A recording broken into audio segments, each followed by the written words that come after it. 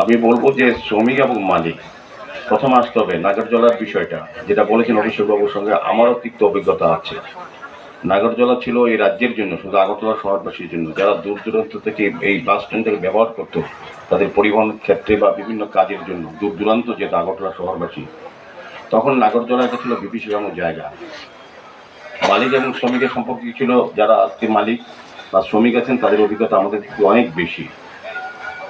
বিচার বা কোনো তাদের অধিকার বা তারা বলার কোনো সুযোগ ছিল না, যেটা এখন ফিরে এসে 2018 সালে ভারতীয় জনতা পার্টির নেতৃত্বে সরকার আসার পর মজদুর সংঘ, ভারতীয় মজদুর সংঘের উদ্যোগে আমি বলবো যে একটা মহল তৈরি হয়েছে, যেখানে শ্রমিক মালিকের সম্পর্কের মাধ্যমে তাদের আদান প্রদান, তাদের আদায় এবং তাদের দাবি দেওয়ার একটা সুন্দর মধুর সম্পর্কের মধ্যে সম্পন্ন হয়, যেটা আগে ছিল না। আগে ছিল শ্মশানী, জোর, বলপূর্বক, মারধর, অত্যাচার, নির্যাতন ছিল এই নাগরজলা।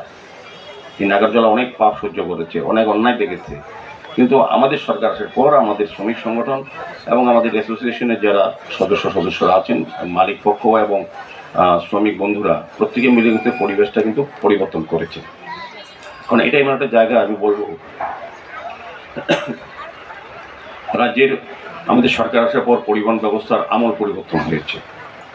বিভিন্ন জায়গায় নতুন নতুন বাস রুট তৈরি করা, বাস পরিষেবা মানুষকে দেওয়া, বা বিভিন্ন জায়গায় যে যানবাহন চলাচলের ক্ষেত্রে যে অসুবিধাগুলি ছিল তৎকালীন বামফ্রন্ট জামানায়, সেগুলিকে দূরীভূত করে সচ্ছল সুন্দরভাবে যাতে শ্রমিক এবং মালিকরা তাদের ব্যবসা, তাদের প্রফেশন, তাদের সমস্ত জীবন জীবিকা যাতে সুন্দর পরিচালনা করতে পারে, আমাদের পরিবহন দপ্তরের মন্ত্রী এবং আমাদের মুখ্যমন্ত্রীর নেতৃত্বে আমাদের সরকারি কাজগুলি করে যাচ্ছেন। পরিবহন ব্যবস্থা আমল পরিবর্তন হয়েছে, সমগ্র পরিবর্তন হয়েছে।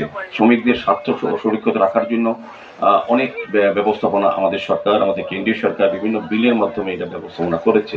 তো সেটাকে অন্তিম পরিবার যেটা বলার চেষ্টা করেছেন, আমাদের সমস্ত পরিকল্পনা ভারত সরকারের অন্তিম ব্যক্তি দীনদয়াল উপাধ্যায়জির নীতিতে, গান্ধীজির দিশায় আমাদের সরকারের বিভিন্ন প্রকল্প রচনা করা, আমাদের শ্রমিকদের জন্য যে প্রকল্পগুলি নেতা আমাদের মোদীজি সেই চিন্তায় কাজ করছেন, যাতে প্রত্যেকটি পরিবারে তার প্রভাব পড়ে, তার সুযোগ গ্রহণ করতে পারে, তার সুফল যাতে প্রত্যেকটি পরিবারে পৌঁছে।